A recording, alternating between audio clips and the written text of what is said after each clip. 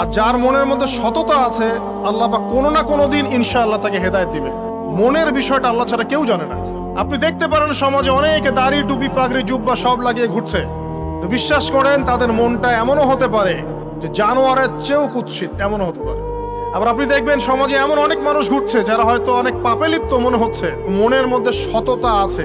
এমন অনেক মানুষকে আমরা দেখেছি যে ড্রাগ অ্যাডিক্টেড ছিল, মিউজিক করেছে, হারাম সম্পর্কের মধ্যে ছিল, নামাজ ঠিক মতো পড়ে নাই, কিন্তু যখনই আল্লাহর কথা আলোচনা হতো দেখতাম সে খুবই শান্তভাবে মন থেকে কথা শুনছে।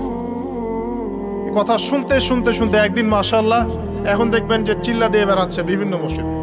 অচত নামাজ পড়েই ভেবে বসবেন না যে অনেক কিছু করে ফেলছে। এক চিল্লা দিয়ে মনে করে ফেলবেন না যে দিনের জন্য অনেক কিছু করে ফেলছে। একটা হজ করেছেন, ওমরা করেছেন, সিয়াম রেখেছেন, দিনের জন্য দান সদকা করেছেন, একটা মাদ্রাসা মসজিদ করেছেন, ভেবে বসবেন না আপনি সব অনেক কিছু করে ফেলেছেন এবং অন্যরা সব ককরোচ, তেলাপোকা, ওরা জাহান্নামে যাবে এমনটা মনে করবেন। জানি না আমরা যে কার আমলের কতটুকু আল্লাহর কাছে কবুল হচ্ছে। এক ব্যক্তি এত পাপ করেছে যে শেষে মৃত্যুর সময় সে সন্তানদেরকে ডাকছে, ডেকে বলছে যে আমি যখন মারা যাব আমার লাশটাকে তোমরা কবর দিও না, যদি আল্লাহ পাক আমাকে ধরতে পারেন তাহলে খবর আছে আমার। কি করতে হবে? সে বলছে যে আমার দেহটাকে তোমরা পুড়িয়ে ফেলবে এবং পুড়িয়ে ফেলার পরে ছাইগুলোকে একত্রিত করবা, করে অর্ধেক ছাই সমুদ্রে ভাসিয়ে দিবা, অর্ধেক ছাই বাতাসে উড়িয়ে দিবা। সন্তানরা তাই করলো। মৃত্যুর পর আল্লাহ পাক এই সমুদ্র এবং জমিনকে বাতাসকে আদেশ করলেন যে তোমরা ছাই জড়ো করে দাও।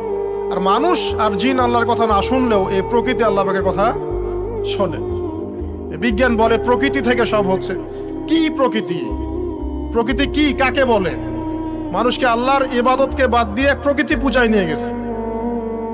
এই পুরো প্রকৃতি আর মহাবিশ্বে এক আল্লাহর ইবাদত করে। কে সৃষ্টি করলো প্রকৃতি? প্রাকৃতিক ভাবে হয়েছে সবকিছু বলে, আল্লাহ থেকে হয়েছে বলা যাবে না। বললে আপনি মৌলবাদী হয়ে যাবেন। আল্লাহ শব্দ ইউজ করলে আপনি মৌলবাদী হয়ে যাবেন। ধর্মতাত্ত্বিক শব্দগুলোকে আস্তে আস্তে উঠিয়ে দেওয়া হয়েছে। দেখবেন যুক্তি, বিজ্ঞান, দার্শনিক শব্দগুলোকে আনা হয়েছে। এটাও টেকনিক্যালি করা হয়েছে। কোন সেকুলার মিডিয়াতে আপনি দেখবেন না ইনশাআল্লাহ বলছে। ইনশাআল্লাহ প্রমাণ করবে যে আপনি আস্তিক না নাস্তিক। তো প্রকৃতিকে আল্লাহ পাক আদেশ করলেন এই সমুদ্র ছাই জড়ো করো, এই বাতাস ছাই জড়ো করো। তারা ছাই জড়ো করে দিল। এই ব্যক্তিকে বলা হচ্ছে তুমি জীবিত করে আল্লাহ পাক বলছেন তুমি যে এই কাজটা করেছিলে, লিমা ফাআলতা হাদা, তুমি এই কাজটা কেন করেছো? তখন এই ব্যক্তি উত্তর দিচ্ছে মিন খাশিয়াতিকা ইয়া রাব্বি ওয়া আনতা আ'লাম। হে আল্লাহ, আমি আমার বুঝে যা এসেছে আপনার ভয়েই আমি এই কাজটা করেছি, আর আপনি খুব ভালো করেই জানেন যে আমি আপনার ভয়ে করেছি নাকি অন্য কোনো কারণে করেছি। মানে আপনি আমার মনের কথা জানেন। আল্লাহ পাক তাকে মাফ করে দিলেন। আপনাদেরকে আমি সেই ব্যভিচারী মহিলার কথাও মনে করাই। ওই মহিলা, যে ব্যক্তি একজন যৌনকর্মী ছিল, বা যেটা আমরা বলি ব্যভিচারিণী মহিলা ছিল, একটা কুকুরকে দেখেছে সে পানি পান করার জন্য তৃষ্ণার্ত, সে এটাতে মায়া করে দয়া করে তার মোজাটাকে নামিয়ে এই কূপ থেকে পানি উঠিয়ে কুকুরকে পান করিয়েছে। এই একটা কাজের বদৌলতে আল্লাহ রাব্বুল আলামিন এই ব্যভিচারী মহিলাকে মাফ করে জান্নাত দিয়ে দিয়েছে। হাদিসে এটাও এসেছে, নবী সাল্লাল্লাহু আলাইহি ওয়াসাল্লাম বলেছেন ইরহামু মান ফিল আরদ, তোমরা সবাই জমিনবাসীর প্রতি রহম করো। জমিনে মুসলিমই থাকতে হবে, তাদের প্রতি রহম করতে হবে এমন নয়, জমিনবাসী যারাই আছে সবার প্রতি রহম করো, জাতি, ধর্ম, বর্ণ নির্বিশেষে। এমনকি পশু পাখির প্রতিও দয়া করো। ইরহামু মান ফিল আরদ, জমিনে যারা আছে সবার প্রতি রহম করো। ইয়ারহামুকুম মান ফিস সামা, যিনি আসমানে আছেন তিনি তোমাদের প্রতি রহম করবে ইনশাআল্লাহ। ইসলাম এই কথাগুলো বলেছে 1400 বছর আগে। আজকের এই বিশ্বের সোকল্ড এই মডার্ন বিশ্বে যেখানে মানুষের রক্তের কোনো দাম নাই, সেখানে ইসলাম পশু পাখির অধিকার নিয়ে কথা বলেছে 1400 বছর আগে। কাদেরকে কি শেখাতে আসেন? কোরআন এবং সুন্নাহর বাইরে অভ্রান্ত সত্যের কোনো উৎস আছে? এখানে যা আছে তাই চূড়ান্ত। মানতে চাইলে মানেন, না মানতে চাইলে জাহান্নামে যান, কেউ তো বাধ্য করছে না। লাকুম দীনুকুম ওয়ালিয়া দিন। আল্লাহ পাকের রহমত দেখেন। আরেকটা ঘটনা আছে এমন, একটা বিড়ালকে বেঁধে রেখেছিল এক মহিলা, খাবার দেয় নাই, কষ্ট দিয়েছে। একটা বিড়ালকে খাবার না দিয়ে কষ্ট দেওয়ার কারণে এই মহিলাকে আল্লাহ পাক জাহান্নামে পাঠিয়েছে। এরকম কত ঘটনা আছে, এই ঘটনাগুলো হাদিসের পাতায় বর্ণিত আছে। কোরআনে কি বলছে দেখো, কোরআনের আমি কয়েকটা পয়েন্ট আপনাদেরকে খালি বলছি, এটা নিয়ে আমি সকালে ভাবছিলাম। আল্লাহ পাক আদম আলাইহিস সালামকে সৃষ্টি করেছেন আমরা সবাই জানি, কিন্তু আল্লাহ পাক সূরা সাদের মধ্যে বলছেন ইবলিসকে, হে ইবলিস তোমাকে কিসে বারণ করলো আদমকে সেজদা করতে, যে আদমকে আমি নিজের হাত দিয়ে সৃষ্টি করেছি। আল্লাহ রাব্বুল আলামিন যে আমাদেরকে এত যত্ন করে ভালোবেসে সৃষ্টি করেছেন, এটা কি আল্লাহ পাকের দয়ার নিদর্শন নয়? মহাবিশ্বের অন্য কোন মাখলুক সৃষ্টির ব্যাপারে আল্লাহ পাক বলেন নাই খলাকতু বিয়াদাই, আমি নিজ হাতে তাকে সৃষ্টি করেছি। শুধু সৃষ্টি নয়, সৃষ্টি করার পর আল্লাহ পাক তাকে সমস্ত নাম শিক্ষা দিয়েছেন। এই যে জ্ঞান শিক্ষা দেওয়া, জ্ঞান, এটা আল্লাহ পাকের সবচেয়ে বড় নিদর্শনগুলোর মধ্যে অন্যতম। এবং আল্লাহ পাকের সবচেয়ে বড় দয়া, আমার মত এটা, মানব জাতির উপরে আল্লাহ পাকের সবচেয়ে বড় দয়াটা হচ্ছে কি জানেন? আল্লাহ পাক আমাদেরকে জ্ঞান শিক্ষা দিয়েছেন, ওহী নাজিল করেছেন।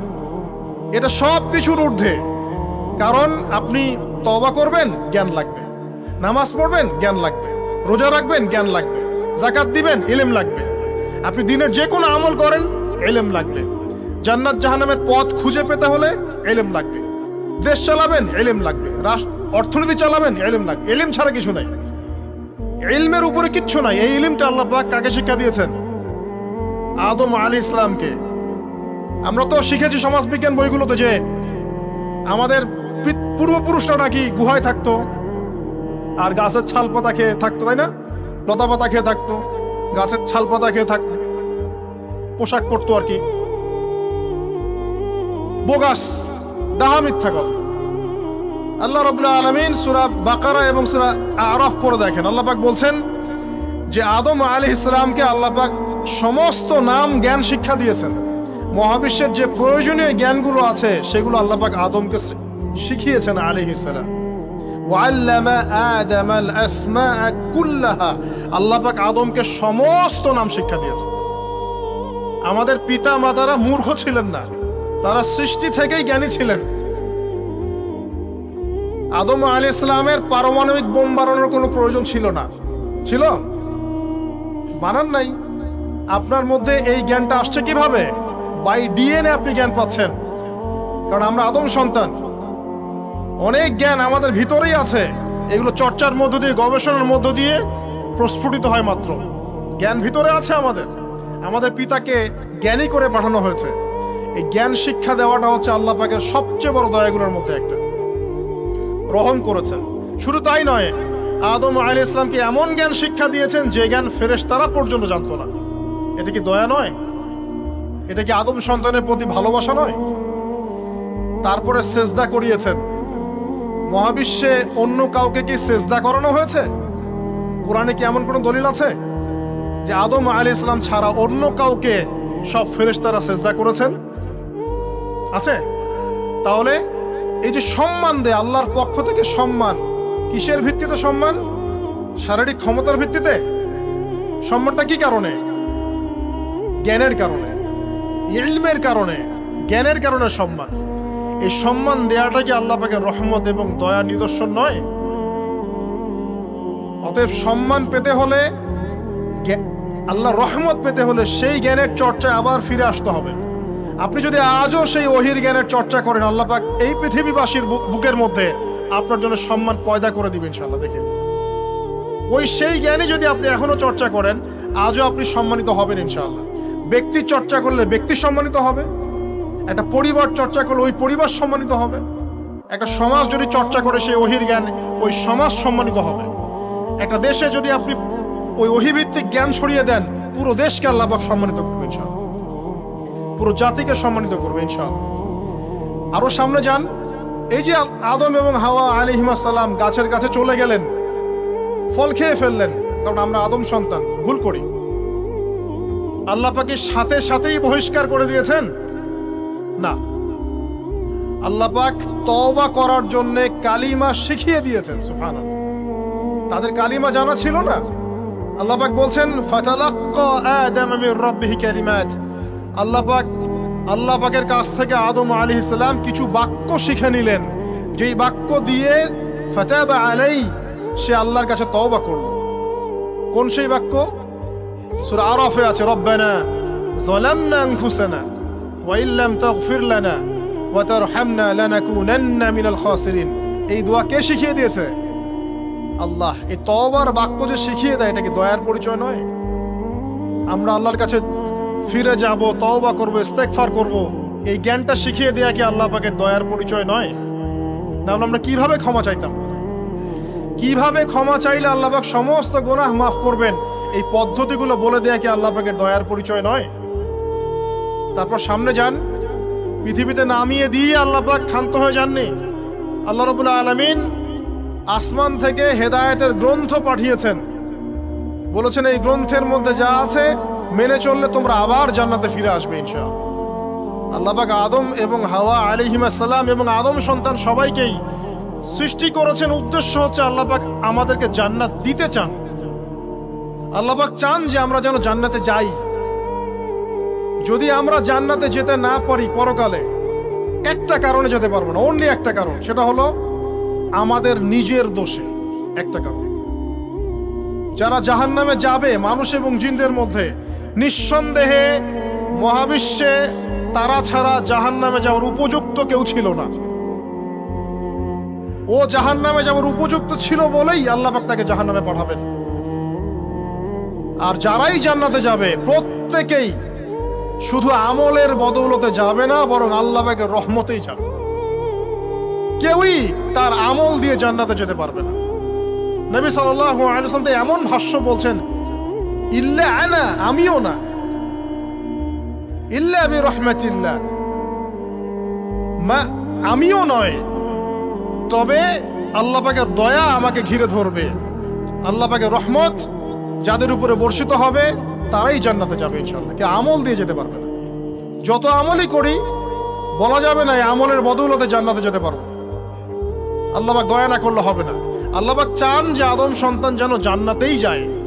এই কারণেই সৃষ্টি করা, এই কারণেই আপনার ওহীভিত্তিক গ্রন্থগুলো পাঠানো, এই কারণে নবী রাসূল পাঠানো, আলেম ওলামা সৃষ্টি করা, মানুষকে সতর্ক করা, হায়াত দেয়া, বারংবার জীবনে চলতে ফিরতে আপনাকে অ্যালার্ম করা হয়, আল্লাহর পথে ফিরে আসেন, আল্লাহর পথে ফিরে আসেন।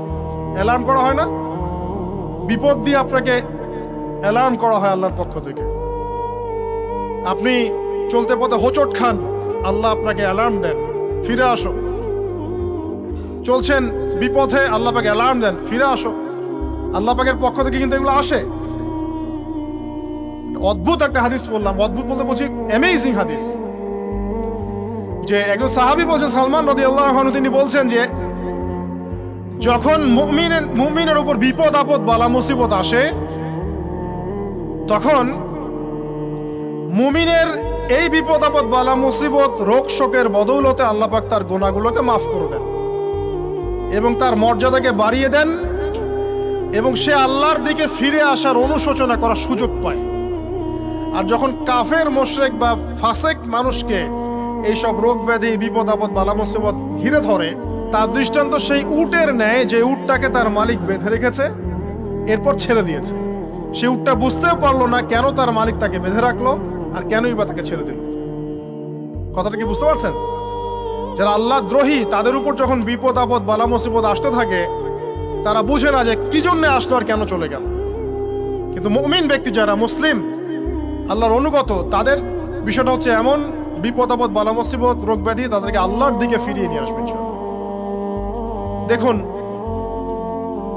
এই যে পৃথিবীতে নামিয়ে দেয়া, এরপর আল্লাহর পক্ষ থেকে ঐশী গ্রন্থগুলো পাঠানো, নবী রাসূল পাঠানো, আলেম ওলামা পাঠানো, আপনাকে হায়াত দেয়া, আপনাকে রিজিক দেয়া, এই শ্বাস নেয়ার ক্ষমতা দেয়া, আপনাকে জ্ঞান বুদ্ধি দেয়া, বিবেক দেয়া।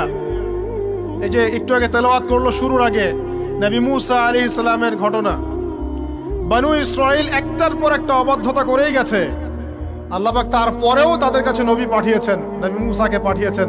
ফেরাউনের মতো জালেম শাসকের হাত থেকে বানু ইসরাইলকে আল্লাহ পাক উদ্ধার করেছেন। এটা কি দয়ার পরিচয় নয়? নবী মুসা আলাইহিস সালাম গাছের নিচে বসে আছেন, খাবার নাই, বাসস্থান নাই, কিচ্ছু নাই, বরং তার গায়ে একটা অপবাদ দেওয়া হয়েছে যে তিনি নাকি একজন মানুষকে খুন করেছেন, অথচ তার ইন্টেনশন সেটা ছিল না। তিনি একটা ঘুষি দিয়েছেন লড়াই থামানোর জন্য, ওই এক ঘুষিতেই সেই ব্যক্তি ডেড। এবার তিনি গাছের নিচে বসে দোয়া করছেন, রব্বি ইন্নী লিমা আনজালতা ইলাইয়া মিন খায়রিল ফাকির। আল্লাহ, আমি নিঃস্ব অসহায় হয়ে এখানে বসে আছি, তুমি আমার উপর তোমার যে রহমত পাঠাবে আমি তার ভিখারি হয়ে বসে আছি। দোয়া করার সাথে সাথেই ওই শুআয়ব আলাইহিস সালামের মেয়ে হেঁটে হেঁটে চলে আসলো। তিনি স্ত্রী পেলেন, তিনি শ্বশুর পেলেন, একজন নবী পরিবার পেলেন, বাসস্থান পেলেন, চাকরি পর্যন্ত পেলেন। 8 বছর তিনি রাখালি করেছেন শুআয়ব আলাইহিস সালামের ফার্মের মধ্যে। দয়া মুহূর্তেই চলে আসবে, শুধু আল্লাহর দিকে অভিমুখী হলেই হয়, এগুলো দয়া। আইয়ুব আলাইহিস সালামের কথা মনে আছে না? দীর্ঘদিন রোগে ভুগছেন, দীর্ঘদিন রোগে ভুগছেন, চিকিৎসা হচ্ছে না, ভালো হচ্ছে না, শেফা হচ্ছে না। এখানে যারা আধ্যাত্মিকত্ব নিয়ে পড়াশোনা করেন, লেখালেখি করেন, তারা বলেছেন তাদের কিছু কিছু কিতাবের মধ্যে, রোগটা যখন এমন একটা পর্যায়ে চলে আসলো যে তিনি জিহ্বাটা নড়াতে পারছেন না, কারণ তিনি আল্লাহ পাকের জিকির করতে প্রচন্ড ভালোবাসতেন। এক পর্যায়ে রোগটা এমন একটা জায়গায় চলে আসলো যে জিহ্বাটা তিনি নড়াতে কষ্ট হচ্ছে। তখন গিয়ে তিনি বলছেন, রব্বি আন্নী মাসসানি আদ-দুররু ওয়া আনতা আরহামুর রাহিমিন। হে আল্লাহ, আমাকে কষ্ট স্পর্শ করেছে, আর তুমি তো ক্ষমাকারী এবং রহমকারীদের মধ্যে সর্বশ্রেষ্ঠ রহমকারী। আমি জিকির করতে পর্যন্ত পারছি না, আল্লাহ আমার রোগটা শেফা দিয়ে দাও। বলার সাথে সাথে আল্লাহ রাব্বুল আলামিন প্রস্রবণ ঝর্ণা তৈরি করলেন, এখানে গোসল করো, শেফা হয়ে গেল। এগুলো কি রহমতের পরিচয় নয়? এখানে এক শ্রেণীর স্কলার এমনও বলেছেন, আজকে আমরা যারা বাহ্যিক সৌন্দর্য নিয়ে বেশি গর্ব করি আর কি, আত্মিক সৌন্দর্যের চাইতে বাহ্যিক সৌন্দর্য নিয়ে যারা বেশি গর্ব করি, যদি আল্লাহ পাক আমাদের পোশাকটাকে পরিবর্তন করে দেন, আত্মাটাকে দেহের পোশাক দেন আর দেহটাকে আত্মার পোশাক বানায় দেন, তাহলে দুর্গন্ধে কেউ আমাদের সামনে আসতে যাবে না। কথা আপনারা বুঝতে পারছেন না? আইয়ুব আলাইহিস সালামের আত্মাটা ছিল পবিত্র, পরিশুদ্ধ, তার দেহের মধ্যে রোগ হয়েছিল। আর এই পুরো বিশ্বের ম্যাক্সিমাম লোকের মানুষের রোগ এখন আত্মায়, দেহে নয়। আবার বলছি, হয়তো বুঝতে পারছেন না। আইয়ুব আলাইহিস সালামের রোগটা হয়েছিল দেহে, বাইরে। তার আত্মা ছিল পবিত্র, পরিশুদ্ধ আত্মা। দেহের রোগের একটা পর্যায়ে যখন জিহ্বাটায় ইফেক্ট হলো, তখন জিকির করতে তার কষ্ট হচ্ছে, তখন তিনি দোয়া করছেন, আল্লাহ আমার এই রোগটাকে শেফা দিয়ে দাও। আর এখনকার পুরো জেনারেশন, এই সভ্যতার রোগ হচ্ছে ভিতরে, আত্মায়। দেহের রোগের চাইতে তার আত্মার রোগটা বেশি। এখন এই আত্মাটাকে যদি দেহ বানিয়ে দেওয়া হয় আর দেহটাকে আত্মার পোশাক পরিয়ে দেওয়া হয়, দুর্গন্ধে কেউ সামনে আসতে চাবে না। তাই আইয়ুব আলাইহিস সালামের সেই দোয়া এখন আমাদের বেশি করা উচিত। রব্বি আন্নী মাসসানি আদ-দুররু ওয়া আনতা আরহামুর রাহিমিন। আল্লাহ, আমাদের আত্মায় রোগ এসেছে, এটাকে তুমি শেফা দাও। দেহের রোগ লেস ইম্পর্টেন্ট, আত্মার রোগটা বেশি ইম্পর্টেন্ট। এরকম নিদর্শন কোরআনের পাতায় পাতায় ছড়িয়ে আছে। আসহাবুল কাহফ, পুরো সমাজ ওদেরকে মেনে নিচ্ছে না, গুহায় চলে গেলেন, ঘুম পাড়িয়ে দিলেন আল্লাহ পাক। 309 বছর। কত বছর? 309 বছর একটা দোয়ার বদৌলতে। তারা বলেছিল, রব্বানা আতিনা মিন লাদুনকা রাহমা ওয়া হাইয়্যি লানা মিন আমরিনা রাশাদা। আল্লাহ পাক শুধু ঘুম পাড়িয়ে রাখলেন না, তাদের মধ্য দিয়ে আল্লাহ পাক পুরো একটা সভ্যতাকে হেদায়েত করে দিলেন। আলহামদুলিল্লাহ। যে সভ্যতা বিশ্বাস করত না যে পরকাল বলে কিছু আছে, দাকিয়ানুস বাদশার সেই জুলুম থেকে আল্লাহ পাক এই 10 জন বা 9 জন যুবককে বাঁচালেন, ওদেরকে কিয়ামত পর্যন্ত কোরআনের পাতায় স্থান দিলেন, নিদর্শন বানালেন, এবং তাদের মধ্য দিয়ে একটা পুরো সভ্যতাকে হেদায়েত দিলেন। সুবহানাল্লাহ। যেখানে যাবেন এই নিদর্শন। আর কার কথা বলবো? যুলকারনাইন, মনে আছে? কোন সূরা আছে যুলকারনাইনের কথা? সূরা কাহফ। আল্লাহ পাক তাকে এমন রহমত করেছিলেন যে মাশরিক মাগরিব, মানে পূর্ব পশ্চিম পর্যন্ত তাকে রাজত্ব দিয়ে দিয়েছে। আজকে তো আমরা এই সামান্য একটু ক্ষমতা পেলেই আমাদের কেউ চেনে না, গায়ে হাতি দেওয়া যায় না। ঠিক আছে? মানে তখন সে নিজেকে মনে করে যে সে এই পৃথিবীর সবকিছু, বাকি মানুষ আর মানুষ না। ক্ষণস্থায়ী সামান্য একটু ক্ষমতা দিয়ে দেখবেন আমাদের অবস্থা খারাপ। আমাদের এই যে জীবন, আমাদের রিজিক, আমাদের পরিবার, আমাদের সুস্থতা, আমাদের জ্ঞান, আমাদের সমাজ বলেন, রাষ্ট্র, আমাদের অর্থনীতি, এই বিশ্ব, এই সব কিছুই একটা বিষয়কে কেন্দ্র করে টিকে আছে। শুধুমাত্র একটা বিষয়ের সাথে এই পুরো মহাবিশ্ব সম্পর্কিত। আমাদের জীবনের প্রতিটা বিষয় শুধুমাত্র এবং শুধুমাত্র আল্লাহ পাকের রহমতের উপর টিকে আছে। আল্লাহ পাকের রহমত আমাদের ব্যক্তি জীবন, পারিবারিক জীবন, আমাদের দেহ, আমাদের মন, আমাদের জ্ঞান, অর্থনীতি, ব্যবসা বাণিজ্য, আমাদের রাষ্ট্র, সবকিছুর মধ্যে শুধুমাত্র আল্লাহ পাকের রহমত দিয়ে ভর্তি।